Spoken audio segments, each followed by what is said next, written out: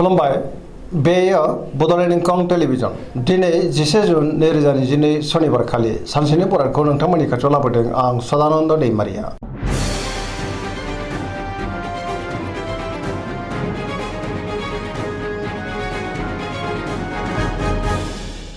सिगां फरायनो लादों मेष राशि गिबि हांखो अ ल दिनैनि साना जोबोर मोजां सुथुरखौ फेजेननो हागोन जेरावबो देरहासार जागोन मावनो लानाय खामानिखौ थि समावनो मावफुंनो हागोन गोसोखौबो दिनै जोबोर गोजोननाय मोनगोन देहाया मोजाङैनो थागोन बहानिफ्रायबो मोजां खौरां फैनोबो हागौ रांखावरियाव दिनै जोबोर मोजां गोबां धोन आरजिनो हागोन बेफार फालांगियावबो दिनै जोबोर मोजां मुलाम्फा मोनगोन आयाबो बांगोन सोरबा लोगोनि हेफाजाबखौ मोननो हागोन न'खराव दिनै अननानै फैगोन बिमा बिफानि अननाय आरो बोरखौ दिनै मोननो हागोन बहाबा थाङोब्ला दिनै जोबोर मोजां आरो मोजाङैनो हान्थिनोबो हागोन गुबुननि गोसोखौ गोरलैयैनो बोनो हागोन गोसोनि बोलोआ बांगोन समाजावबो दिनै मान मोननो हागोन लाइमोनफोरा बहानिफ्रायबा मोजां खौरां मोननो हागौ गोसोआ दिनै जोबोर रमान्टिक जागोन फरायसाफ्रा फरायनायाव गोसो दुंखांगोन आरो मोजां फिथाइ मोननोबो हागोन धोरोमारि बिथिङावबो दिनै गोसो दुंखांगोन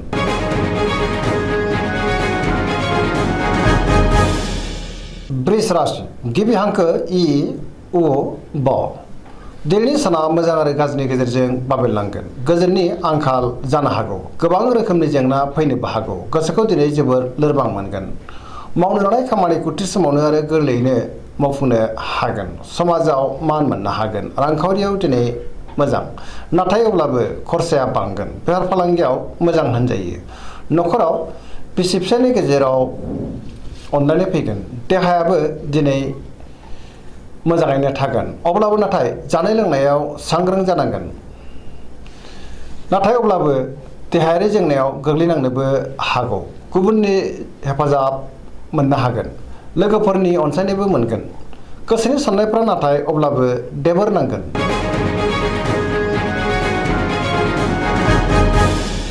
मिथुन राशि गिबि हांखो क स दिनैनि साना मोजां आरो गाज्रिनि गेजेरजों बाबेनलांगोन गोबां बिथिङाव जाफुंसार जानो हागौ गोसोखौ दिनै जोबोर गुलाय गुजाय मोनगोन सोरनिबा सायाव गोबां रागा जोंफ्लांनोबो हागौ देहाया मोजां थागोन रांखावरियाव मोजां आया बांगोन बेफार फालांगियाव मोजां न'खराव दिनै अनलायनाय फैगोन समाजावबो मान मोननो हागोन गोसोनि बोलोआबो बांगोन मावनो लानाय खामानिखौ थि समावनो मावफुंनो हागोन सोरबा लोगोजों एना एनि जानोबो हागौ गुबुनजों मोजां सोमोन्दो लाखिनो गोब्राब जागोन लाइमोनफोरनि गोसोआ दिनै जोबोर रमान्टिक जागोन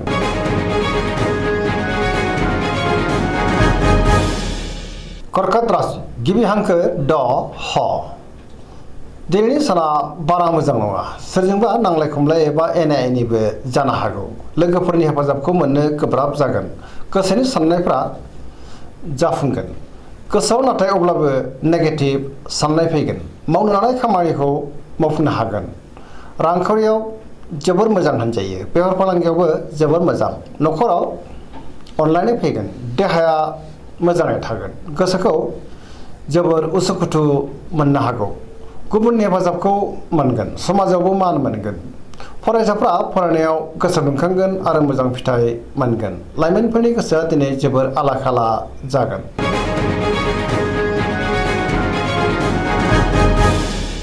सिंह राशि गिबि हांखो म ट दिनैनि साना मोजां आरो गाज्रिनि गेजेरजों बाबेनलांगोन गोजोनै थानो हानाय नङा सुथुरनि गाज्रि नोजोर गोग्लैनोबो हागौ गुबुननि थाखाय नाङा फाङा जेंनायाव गोग्लैनांनोबो हागौ सांग्रां जानाया गाहाम गोसोआव गोनो गोथो साननाय फैगोन जिंगायाबो बांनो हागौ मावनो लानाय खामानिखौ मावफुंनो हागोन सोरबा लोगोनिफ्राय हेफाजाब मोनगोन बहाबा थाङोब्ला दिनै जोबोर मोजां आरो मोजाङैनो हान्थिनोबो हागोन रांखावरियाव मोजां नाथाय अब्लाबो नाङा फाङा खरसायाबो बांगोन मोननो गोनांखौबो मोननो हागोन बेफार फालांगियाव मोजां होनजायो गोसोनि साननायखौ दिनै गुबुननो फोरमायनो हागोन न'खराव अनलायनाय फैगोन समाजाव मान मोननो हागोन गुबुननि गोसोखौ बोनो गोब्राब जागोन देहाया मोजाङै थागोन अब्लाबो नाथाय जानाय लोंनायाव सांग्रां जानांगोन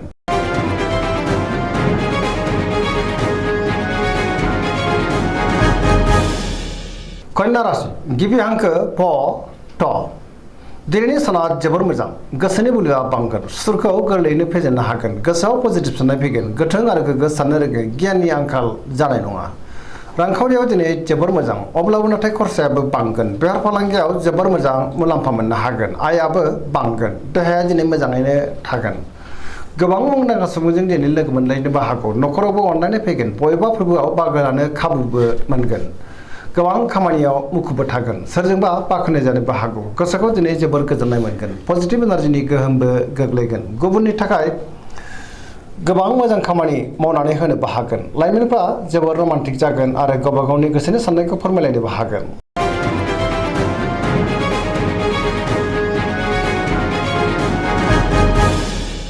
तुला राशि गिबि हांखो र ट दिनैनि साना जोबोर मोजां गोसोनि साननाया जाफुंगोन गोसोनि साननायखौ दिनै गुबुननो फोरमायनोबो हागोन मावनो लानाय खामानिखौ मावफुंनो हागोन गोसोआ जोबोर रमान्टिक जागोन देहायाबो मोजाङै थागोन रांखावरियाव दिनै जोबोर मोजां मोननो गोनां धोनखौ मोननो हागोन बेफार फालांगियावबो दिनै जोबोर मोजां मुलाम्फा मोनगोन न'खरावबो बिसि फिसायनि गेजेराव अनलायनाय फैगोन बिदा फंबायजों मोजां सोमोन्दो थागोन बयनिबो गोसोखौ दिनै गोरलैयैनो बोनो हागोन समाजावबो मान मोनगोन बेफार फालांगियाव दिनै जोबोर मोजां मुलाम्फा मोनगोन गुबुननि गोसोखौ गोरलैयैनो बोनो हानानै बांसिन गोजोननाय मोनगोन लोगोफोरनि हेफाजाबखौबो मोनगोन गोदान थांखि लानो रोंगोन सेंग्रा सिख्लाफ्रा जोबोर रमान्टिक जागोन आरो गावबा गावनि गोसोनि साननायखौ फोरमायलायनोबो हागोन गोसोआ दिनै जोबोर खुसि जागोन पजिटिभ एनार्जिनि गोहोमबो गोग्लैगोन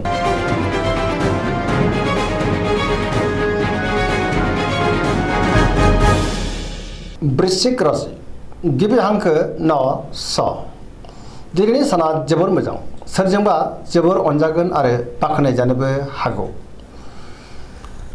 गोसोखौ जोबोर गोजोननाय मोनगोन गुबुननि अनसायनाय मोनगोन समाजाव लोगो लेवा बांगोन सोरबा गोजाम लोगोजों बहाबा लोगो मोनज्लायनोबो हागौ गोसोआव गोग्गो आरो गोथों साननाय फैगोन मावनो लानाय खामानिखौ थि समावनो आरो गोरलैयैनो मावफुंनोबो हागोन गुबुननिफ्राय हेफाजाब मोनगोन गोसोनि साननायफ्रा मोगथाङाव जाफुंगोन गोसोनि बोलोआबो बांगोन समाजावबो दिनै गोबां मान मोनगोन न'खराव बिसि फिसायनि गेजेराव अनलायनाय फैगोन बिदा फंबायजों मोजां सोमोन्दो थागोन रांखावरियाव दिनै जोबोर मोजां नाथाय अब्लाबो खरसायाबो बांगोन बेफार फालांगियाव मोजां होनजायो देहाया दिनै मोजाङैनो थागोन गुबुननि हेफाजाबखौबो मोननो हागोन फरायसाफ्रा दिनै फरायनायाव गोसो दुंखांगोन आरो मोजां फिथाइ मोननोबो हागोन लाइमोनफ्रा जोबोर रमान्टिक जागोन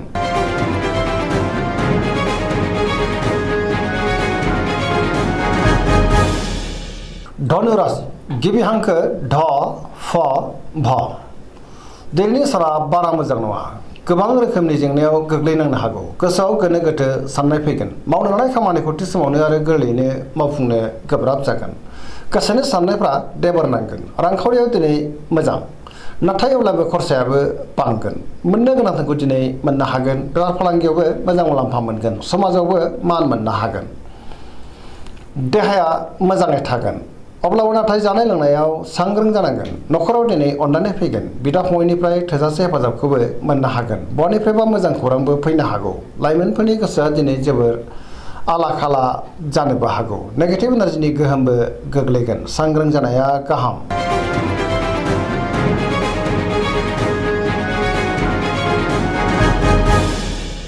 मकर राशि गिबि हांखो ख ज दिनैनि साना बारा मोजां नङा गोसोआव गोनो गोथो साननाय फैगोन नेगेटिभ एनार्जिनि गोहोमबो गोग्लैनो हागौ गोसोनि बोलोआ लोरबां जागोन गोसोनि साननायफ्राबो देबार नांगोन रांखावरियाव मोजां अब्लाबो नाथाय खरसायाबो बांगोन मोननो गोनां धोनखौबो दिनै मोननो हागोन बेफार फालांगियाव मोजां मुलाम्फा मोनगोन गुबुनजों मोजां सोमोन्दो लाखिनो गोब्राब जागोन माबा नङा माबा मोनसे हेंथा फैनोबो हागौ मावनो लानाय खामानिखौ मावफुंनो गोब्राब जागोन गोदान खामानिखौ जागायजेननो हानाय नङा न'खराव दिनै बिसि फिसायनि गेजेराव एना एनिबो फैनो हागौ बिदा फंबायजों गोरोबलायाबो जानो हागौ देहाया मोजाङै थागोन सेंग्रा सिख्लाफ्रा गावबा गावनि गोसोनि साननायखौ फोरमायलायनो हागोन फरायसाफ्रा दिनै फरायनायाव गोसो दुंखांगोन आरो मोजां फिथाइ मोननोबो हागोन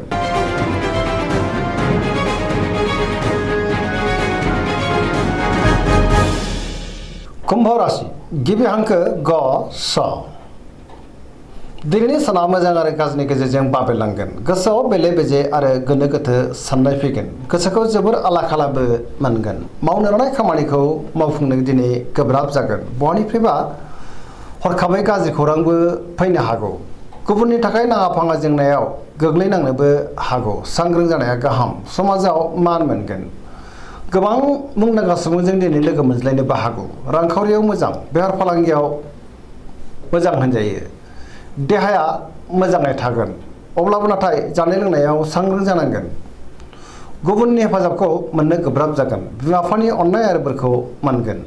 बहाबा दावबायनोबा हान्थिनो खाबु मोननो हागौ। अब्लाबो नाथाय नेगेटिभ एनार्जिनि गोहोमबो गोग्लैनो हागौ। सांग्रां जानाया गाहाम।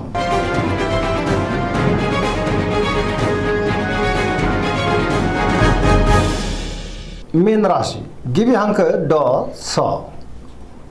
दिनैनि साना जोबोर मोजां। गोग्गो आरो गोथों साननो रोंगोन। गियाननि आंखाल जानाय नङा। गोसोखौ दिनै जोबोर गोजोननाय मोनगोन। गोसोनि बोलोआ बांगोन। मावनो लानाय खामानिखौ थि समावनो आरो गोरलैयैनो मावफुंनोबो हागोन। गोदान खामानियाव आखाइ होजेननोबो हागोन आरो जागायजेननोबो हागोन। गोसोआव पजिटिभ साननाय फैगोन। गावनि गोसोनि साननायखौ दिनै गुबुननो फोरमायनो हागोन। देहाया मोजाङै थागोन। अब्लाबो नाथाय जानाय लोंनायाव सांग्रां जानाया गाहाम। रांखावरियाव मोजां। बेफार फालांगियावबो मोजां। आयाबो बांगोन। न'खराव दिनै अनलायनाय फैगोन। बिदा फंबायनि हेफाजाबखौबो मोननो हागोन। सोरजोंबा बाख्नाय जानोबो हागौ। लाइमोनफोरनि गोसोआ दिनै जोबोर रमान्टिक जागोन आरो गावबा गावनि गोसोनि साननायखौ फोरमायलायनोबो हागोन। पजिटिभ एनार्जिनि गोहोमबो गोग्लैगोन। दिनैनि राशि फरायथिनाया एसेनोसै। जोबनायाव बेखौनो खावलायो जाहाथे नोंथांमोना सानफ्रामबो जोंनि बे बड'लेण्ड इंखं टेलिभिजनखौ नायबाय थायो आरो साबस्क्राइब खालामो, लोगोसे लाइक खालामो आरो शेयार खालामो। एसेनोसै। गोजोन्थों।